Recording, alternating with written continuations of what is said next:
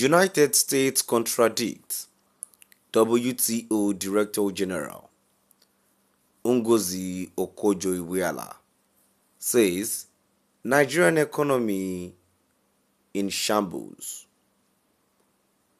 Good day, my dear listeners. Thanks for joining.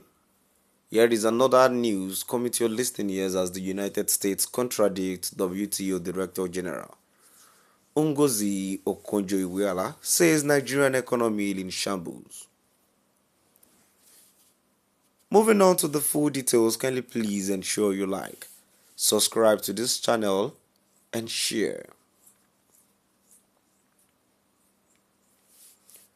Open Life Nigeria reports that the United States of America has contradicted Director General of the World Trade Organization, WTO, Dr. Ngozi Okonjo-Iweala, over the state of Nigerian economy, saying that the new minimum wage of 70,000 naira had been undermined by the continued depreciation of the naira.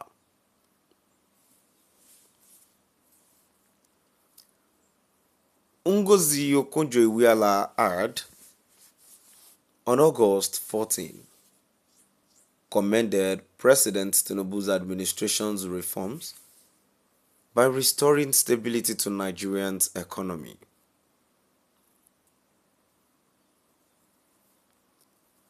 You cannot really improve an economy unless it is stable. The president and his team have worked hard to stabilize the economy. The reforms have been in the right direction. The next step is growth, alongside building social safety net, so those feeling the pinch of reforms can get support, the former finance minister said in Abuja after the meeting with Tinubu in the villa. However, and in contrast, reports on human rights practices released by the Department of State, Bureau of Democracy, Human Rights and Labor, the U.S. also identified lengthy pre-trial detention and delays as major challenges facing justice delivery in Nigeria.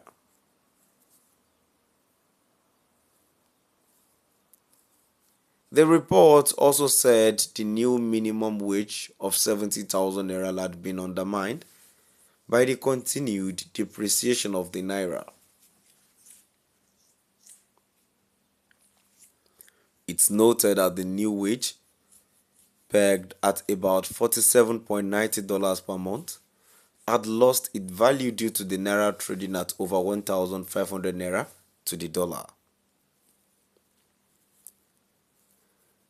The report, which added that firms with fewer than 25 workers did not benefit from the wage increase, stated the National Minimum Wage Amendment Act 2024 doubled the minimum wage to $77.90 per month. Despite the increase, currency devaluation meant the minimum wage was no longer higher than the poverty income level. Many employers had fewer than 25 employees, so most workers were not covered.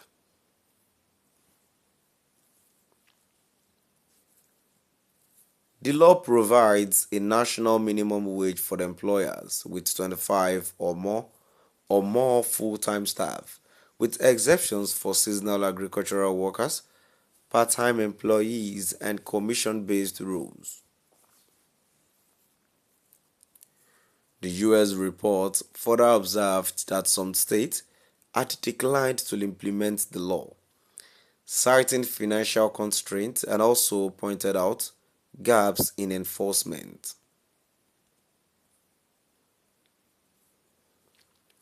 It stated, the law did not define premium pay or overtime, prohibited excessive compulsory overtime for civilian government employees, stressing that the government rarely effectively enforced minimum wage and overtime, while penalties were low and not commensurate with other crimes such as fraud. According to the report, between 70 and 80% of Nigerians' working population operates in the informal economy, where authorities fail to enforce wage, hour, and occupational safety and health laws. My dear listeners, that have come to the end of our today's news. Now, before I go, let's move down to the comment section. The first comment here says, Abi Yoruba frogs, they jump up and down. And time says, she say, them the degeneration, they suffer shaggy for aimless, pointless, and tactless government of Bobo, Chicago. A commenter says, wrinkles arising from economic depression are written all over the face of Nigerians, and Okonjo-Iweala cannot see that.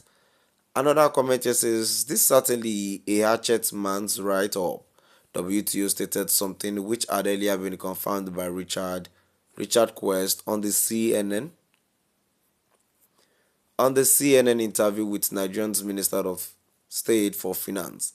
Can the writer tell us what the U.S. Human Rights Agency and the Bureau of Labor have to do with the assessment of the economy?